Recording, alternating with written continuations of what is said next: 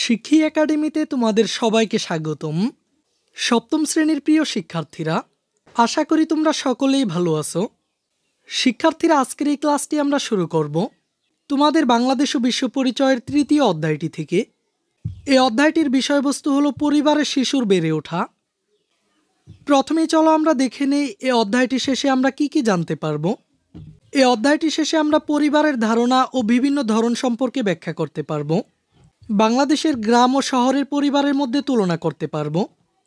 শিশুর সামাজিকীকরণের পরিবর্তনশীল পরিবারের ভূমিকা বিশ্লেষণ করতে পারব।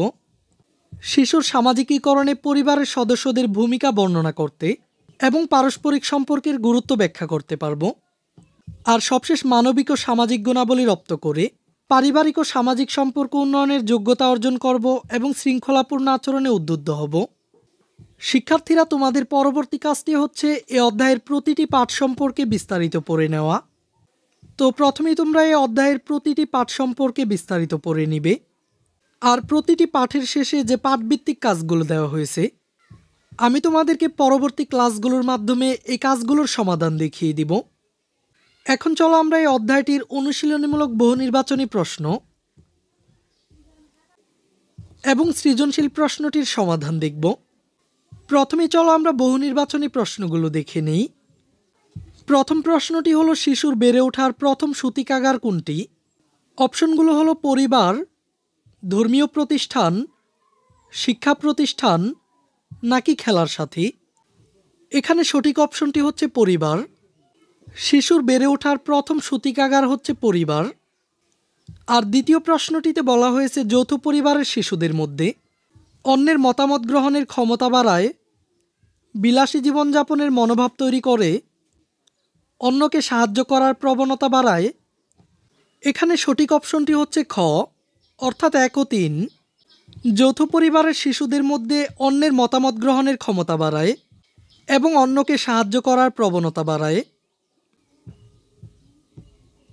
এরপর পরবর্তী 3 ও 4 নম্বর প্রশ্নের জন্য এখানে একটি উদ্দীপক দেওয়া হয়েছে। ফারুক ও হাসিব একই শ্রেণীতে পড়ে। হাসিব প্রায়ই মা বাবার সাথে বেড়াতে যায়। হাসিব সবসময় হাসি খুশি থাকে।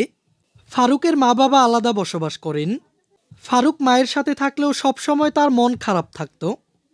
তবে এখন সে তার মা এবং বাবা দুজনের বাসাতেই সপ্তাহে 3 দিন করে থাকে, ফলে তার এখন অনেক ভালো লাগে। এখন এই উদ্দীপকের আলোকে প্রথম প্রশ্নটিতে বলা হয়েছে, ফারুক ও হাসিবের ভিন্নতার কারণ কি? পারিবারিক পরিবেশ, শিক্ষা প্রতিষ্ঠান, সহপাঠী নাকি প্রতিবেশী। এখানে সঠিক অপশনটি হচ্ছে পারিবারিক পরিবেশ। ফারুক ও হাসিবের ভিন্নতার কারণ হচ্ছে পারিবারিক পরিবেশ। আর সবশেষ 4 নম্বর প্রশ্নটিতে বলা হয়েছে, ফারুক ভবিষ্যতে কী ধরনের আচরণ করতে পারে?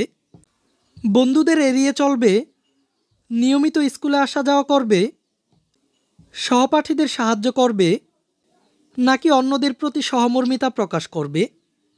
এখানে সঠিক অপশনটি হচ্ছে ক, অর্থাৎ বন্ধুদের এড়িয়ে চলবে। এখন চলো আমরা সৃজনশীল প্রশ্নটি দেখে নিই। মেহরিমা ও জেরিন 2 বান্ধবী। জেরিনদের বাসায় তার বাবা মা ও একটি ছোট ভাই থাকে। মেহরিমাদের বাসায় জেরিন বেড়াতে গিয়ে দেখতে পায় যে একটি বড় ডাইনিং টেবিলে চাচা চাচি দাদা দাদি সহ অনেকেই খাচ্ছে এবং খাওয়া শেষে জেরিন মেহরিমা সহ দাদির গল্প শুনতে শুনতে ঘুমিয়ে পড়ল। এতে জেরিনের খুব ভালো লাগলো। এখন এখানে প্রথমেই কয়ের প্রশ্নটিতে বলা হয়েছে সামাজিকীকরণ কি, আর প্রশ্ন ক্ষয়ে বলা হয়েছে শিশুর ভাষা শিক্ষার প্রথম মাধ্যম মা। কথাটি ব্যাখ্যা করো। আর উপরের উদ্দীপকের আলোকে গয়ের প্রশ্নটিতে বলা হয়েছে জেরিনদের পরিবার কোন ধরনের পরিবার, তা ব্যাখ্যা করো। আর উদ্দীপকের আলোকে ঘয়ের প্রশ্নটিতে বলা হয়েছে সামাজিকীকরণের ক্ষেত্রে 2 পরিবারের পার্থক্য লিখো। তো চলো আমরা এই সৃজনশীল প্রশ্নটির সমাধানে চলে যাই। প্রথমেই কয়ের প্রশ্নটিতে বলা হয়েছিল সামাজিকীকরণ কি? উত্তরটি হলো, যে প্রক্রিয়ার মাধ্যমে মানব শিশু ক্রমশ সামাজিক মানুষে পরিণত হয় তাই সামাজিকীকরণ। আর প্রশ্ন ক্ষয়ে বলা হয়েছিল শিশুর ভাষা শিক্ষার প্রথম মাধ্যম মা। কথাটি ব্যাখ্যা করো। শিশুর সামাজিকীকরণের প্রথম সূত্রপাত ঘটে মায়ের কাছ থেকেই। মা শিশুর খাদ্যাভ্যাস গঠন করেন। শিশুর ভাষা শিক্ষার প্রথম মাধ্যম মা। মাই প্রথম ঘুম পাড়ান। পরবর্তীতে বর্ণশিক্ষা, শব্দশিক্ষা, ছড়া শিক্ষা সবকিছু মাই দিয়ে থাকেন। এসবই শিশু মনে প্রভাব ফেলে, যা তার আচরণের মধ্য দিয়ে প্রকাশ পায়। সুতরাং বলা যায় শিশুর ভাষা শিক্ষার প্রথম মাধ্যম মা। এরপর উদ্দীপকের আলোকে গয়ের প্রশ্নটিতে বলা হয়েছিল, জেরিনদের পরিবার কোন ধরনের পরিবার তা ব্যাখ্যা করো। উদ্দীপকে জেরিনদের পরিবার একটি একক পরিবার। বৈশিষ্ট্যের দিক থেকে পরিবারের ধরন ভিন্ন হয়ে, যেমন একক পরিবার ও যৌথ পরিবার। স্বামী স্ত্রী ও অবিবাহিত সন্তান নিয়ে একক পরিবার গঠিত হয়ে, আবার সন্তান উপযুক্ত হলে বিয়ে করে আলাদা পরিবার গঠন করে, তখন আরেকটি নতুন একক পরিবার গঠিত হয়ে। বাংলাদেশের শহরাঞ্চলে একক পরিবারের সংখ্যা অনেক বেশি। উদ্দীপকের জেরিন যেহেতু তার মা বাবা ও ছোট ভাইকে নিয়ে একটি পরিবারে বাস করে, তাই এটা একক পরিবার হিসেবে গণ্য হবে। অতএব বলা যায় জেরিনদের পরিবার একটি একক পরিবার। আর উদ্দীপকের আলোকে ঘয়ের প্রশ্নটিতে বলা হয়েছিল, সামাজিকীকরণের ক্ষেত্রে দুই পরিবারের পার্থক্য লিখো।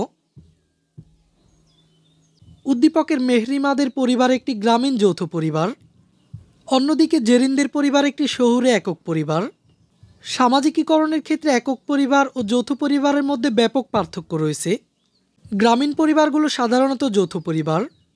এ ধরনের পরিবার বেশিরভাগই কৃষিকাজ করে জীবিকা নির্বাহ করে। তাই উত্তরাধিকার সূত্রে প্রাপ্ত জমি প্রথমে দাদা, তারপর বাবা, পরে ছেলে, এভাবে ক্রমে পরিবার বড় হতে থাকে। অন্যদিকে শহুরে পরিবারগুলো একক পরিবার। এখানে বিভিন্ন শ্রেণী ও পেশার মানুষ বসবাস করে। অন্যদিকে সীমিত আয় এবং বাসস্থান সমস্যার কারণে ক্ষুদ্র পরিবারই হচ্ছে শহুরে পরিবারের প্রধান রূপ। শহুরে পরিবারের সিদ্ধান্ত গ্রহণের ক্ষেত্রে স্বামী স্ত্রী উভয়ের মতামতকেই গুরুত্ব প্রদান করা হলেও গ্রামে তার ভিন্ন চিত্র পরিলক্ষিত হয়। আর সামাজিকীকরণের ক্ষেত্রে যেহেতু পরিবার প্রধান মাধ্যম হিসেবে কাজ করে, তাই বলা যায় সামাজিকীকরণের ক্ষেত্রে একক ও যৌথ পরিবারের মধ্যে পার্থক্য রয়েছে।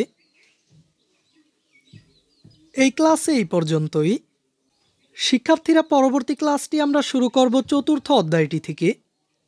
তাই পরবর্তী ক্লাসটি পাওয়ার জন্য এই চ্যানেলটিকে এখনই সাবস্ক্রাইব করে রাখো।